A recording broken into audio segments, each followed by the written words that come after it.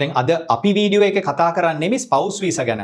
එතකොට දන්නවනේ ස්පවුස් partner visa කියන්නේ බැඳලා තමන්ගේ පාර්ට්නර්ව ස්පවුස් වේ කියන්නේ වයිෆ් නේ. වයිෆ්ව ගෙන්න වයිෆ් හරි හස්බන්ඩ් හරි ගෙන්න ගන්නේ කොහොමද කියලා ගෙන්න ගන්න වීසා වර්ග වලට තමයි අපි මේ ස්පවුස් පාර්ට්නර් වීසා කියලා කියන්නේ.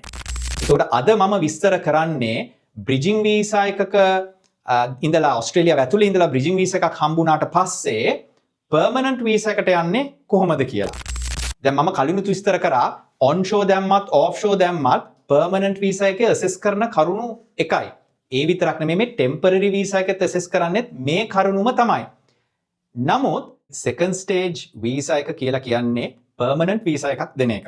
එතකොට පර්මනන්ට් වීසා එක දුන්නාට පස්සේ තමයි පර්මනන්ට් ඕස්ට්‍රේලියන් රෙසිඩන්ට් කෙනෙක්. නමුත් මතක තියාගන්න පර්මනන්ට් කියන එකේ වචනෙටවත් හරියට සාධාරණයක් දෙන්නේ නැහැ. මොකද අවුරුදු කීපයකට පස්සේ තමන් පිටරට හිටියනම් තමන්ගේ වීසා එක නැති වෙනවා. ඒක නිසා තමයි මේ රෙසිඩන්ට් රිටර්න් වීසා එකක් කරගන්න ඕනේ. හැබැයි ඕස්ට්‍රේලියාව ඇතුලේ ඉන්නවා නම් දිගටම ඉන්න පුළුවන්. පිට ගියොත් එන්න බෑ. ඒක නිසා තමයි එක්ක සිටිසන්ෂිප් එක ගන්න ඕනේ. එහෙම නැත්නම් රෙසිඩන්ට් රිටර්න් වීසා එක අරගෙන යන්න ඕනේ. හොඳයි.